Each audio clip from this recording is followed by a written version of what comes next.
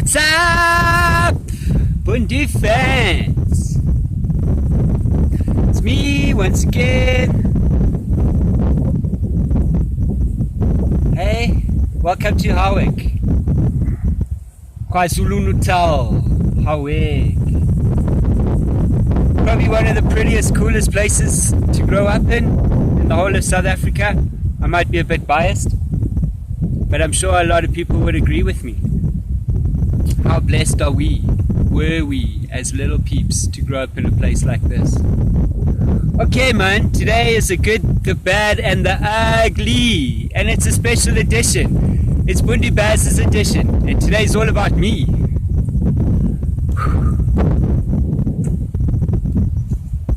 The real me. Man, it's all good doing a YouTube channel and getting people on board and wanting people to support you and educating people, but you can only do it when the going's good and life is, you know, picture perfect, because life ain't picture perfect, and for the most part it's quite shitty and we just plug away, and you guys know what I'm talking about. So today we're going to talk about those shitty things, personal. So to start out, I want to give a shout out to my bestest bud, Mr. Rohan.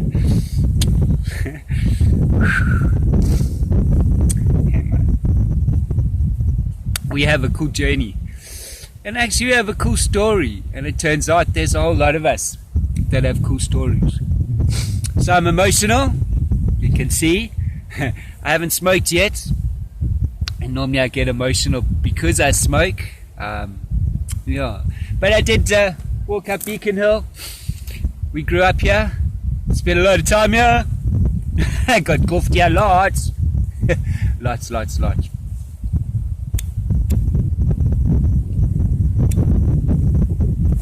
So I went on a mission today. This weed comes from the local Howick. I haven't bought weed here in over 10 years. Made a mission. Met some cool local people from Howick. Eish, this mlungu can kuluma pijan, eh?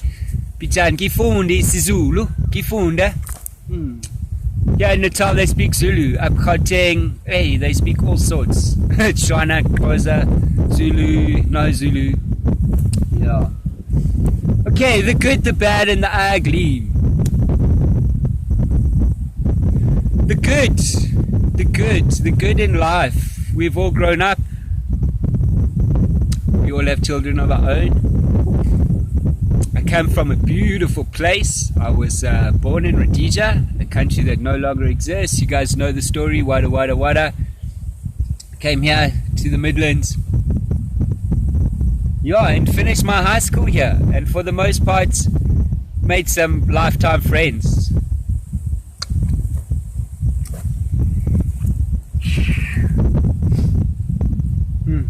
I thought this might be easier. Maybe I was lying to myself. Anyway, yeah man, blessings. We lived an awesome life and just grew up cool. Life was, I'd like to say life was hard, but it actually wasn't. Life was quite easy, I suppose, for us. When we get older though, because we live in a world where it is what it is, we don't know any better, but when you get older I think you're able to look at life from a distance. Yeah, so I've been through a journey the last year and a bit of my life, you know, coming from where I come from, and yeah, and now the journey of looking at my life and where I come from, and I'd like to say who I am, but not who I am, just my upbringing and the relationship I had as a child with my parents, my sister, my friends, myself, has all been under the spotlight. And as you can see, anyway. Yeah, so my dad has passed, and I'm not sad for that. I respect and love my dad, as we all do, he had his issues, as all people, all men from that generation have. And this is what I want to talk about today. Us men, cause ons is tough, ne? And I'll fuck you up if you laugh at me. But it's okay to be emotional, and it's okay to have a heart and feelings. And we come from a generation where, at least me, man, I come from a generation. My father was a soldier. He acted like a soldier. He was strict like a soldier. You don't cry. Yeah, you gotta be tough. Toughen up there, eh, mate? I'll give you a reason to clap. I'll clap you. You crying? Yeah, there was love, but it wasn't an open and honest. My boy and I have a cool relationship. We're working on it, about honesty, and it's okay to cry. It's okay to be sad. It's okay to show emotion. Yeah, and it's also okay to take life when you have to. And just because you have emotion doesn't mean that you're not capable of doing what you need to do.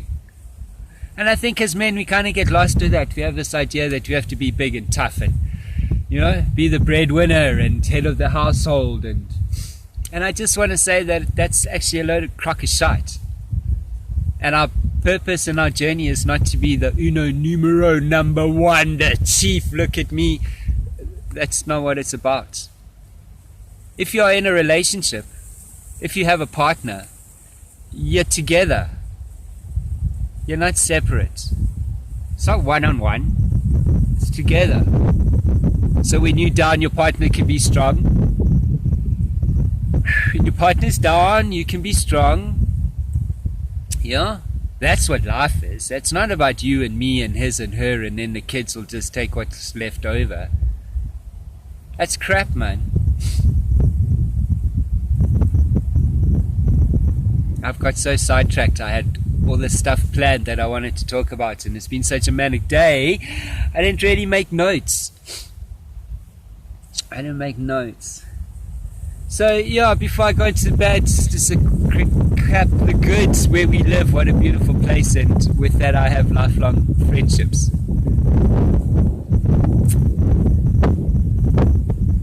The bad, as I said, my dad passed, okay. Yeah, the bad is really my mom now. So my mom has left. And I'm busy, you know, closing up, and I'm sure we've all done it. And for those of you that haven't, your time will come. And no matter how prepared you are, I see we're not prepared. And death is quite final. And I'm making peace with that. And I think the packing and the getting rid of your family stuff, your parents' stuff, is part of that letting go. And I'm all for that. What I want to talk about, because for the most part I haven't really had bad with my father's passing. The place he stays and his policies and his will and things are moving. I haven't dealt to the bank yet, but things have been quite simple and straightforward. What hasn't been simple and straightforward is my mom. And here's where it gets... Here's where we go into the ugly.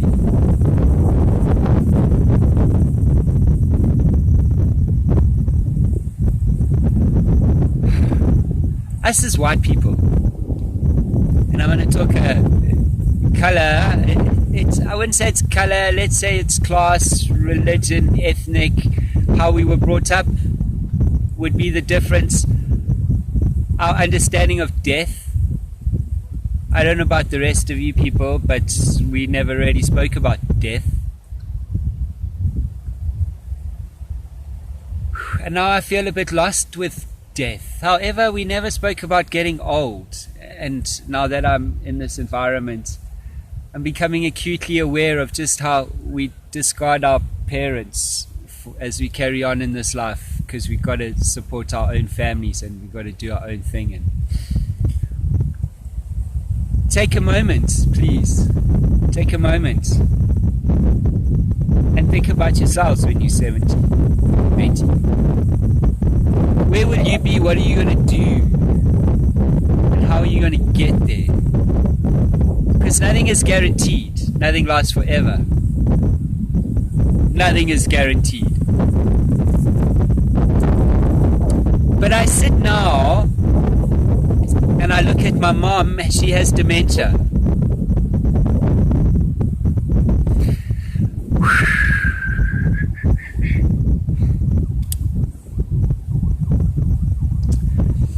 So I'm a drug addict.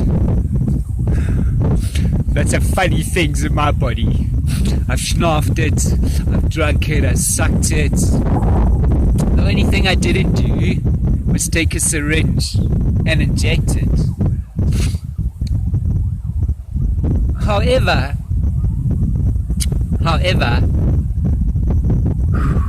I sat today and spent time with a person who was not a person,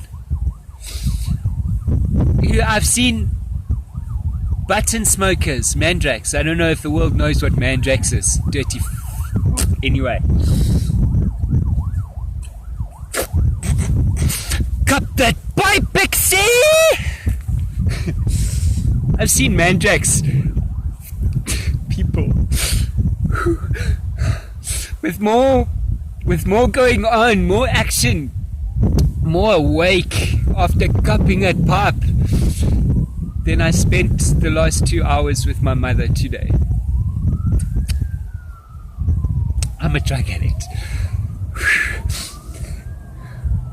I've worked really hard to pull my shit together. But I'm in a process where, and there's no disrespect, no disregard to the people that are in this business, that are doing this. I understand, I know where it comes from. I'm just taking one, and I'm blaming the whole thing. Not the individuals, not the doctors, not the nurses, not the matrons, not the staff. They're all great. And everybody has a job to do, and we all need to support our families, and we all got to pay rent. And I get all that.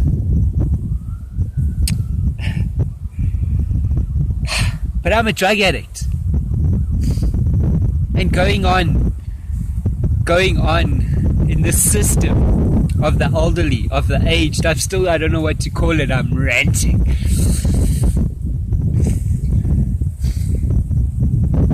Pharmaceuticals, big pharma, medicine, chemicals.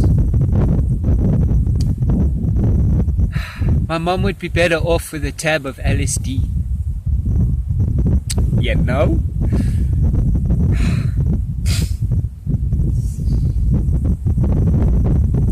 And I'm told it's in her interest, it's for her. It's because of this thing, this fucking COVID-19. Confinement. My mum has been busy from the day I've known her whole life. She's never sat still, ever. It's like a disorder. Gotta be busy doing.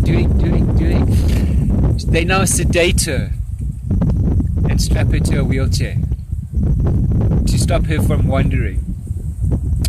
Today I watched her body.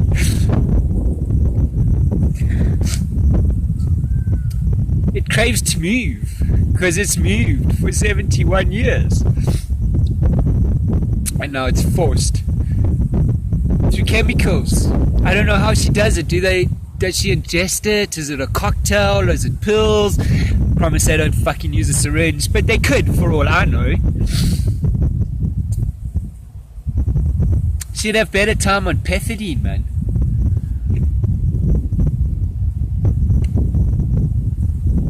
Fuck, I've seen crystal meth addicts with more.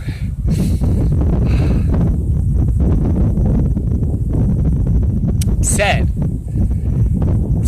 It's sad, and that's the ugly that we don't talk about. And man, you need to talk to your parents if they're still around.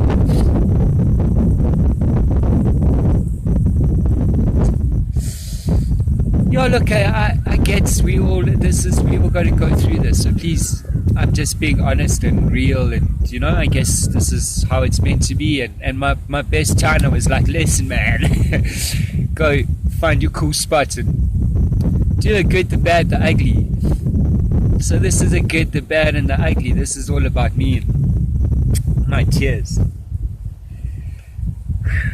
And my love for my parents, my love for my family, my love for all things, my love for Africa, My drive to know, my whole life. I was voted a bit of a, I don't know, I was voted to, let's not even go there. Anyway. Oh, I smoke alcohol. My dad died at the age of 74. He was an alcoholic with diabetes. It was the alcohol that killed him. He had a heart attack. He lived on medication, pharmaceuticals. You know, I have a wad of slips from the local pharmacy. I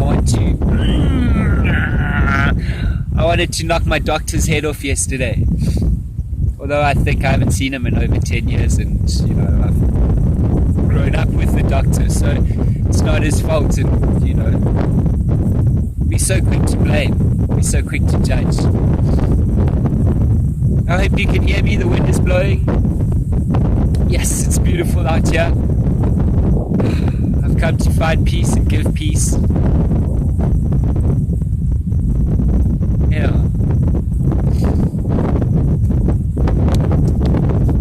The ugly. Let's learn more. Let's move away. I hope that as we get older in life and we become the elderly, that we don't have issues like dementia. It's nasty. It's not nice. For those of you that know what I'm talking about, I mean, yeah, everybody's got their own issues. I get it. And we all have our crosses to bear in this world, and we all have our price to pay. And karma, yeah.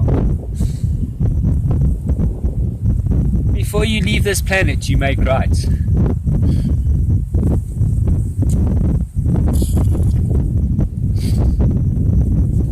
I see my generation, there's guys out there, maybe there's more of you, hook me up and let me know. But I see guys my generation, sure, we have a lot of work to do. Firstly, we need to look at ourselves and ask these questions. We need to stop the crap that was fed to us by our parents. Why? Because we need to pass it on to our children, to the younger generation. My son must not carry my burdens.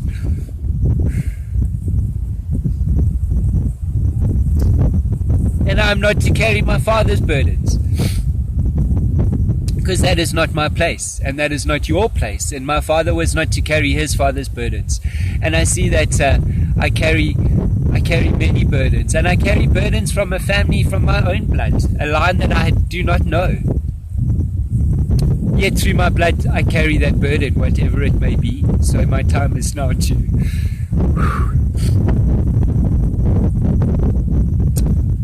heal my ancestral lines, make right the pasts, yeah, so that my son and my line can be clear for the future.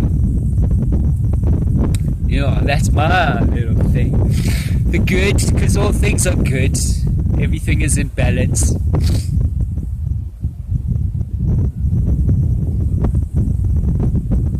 The good, the bad, and the ugly. It's all one and the same, really. But the sun does shine on a dog's ass once in a while. And when it does, bask in it.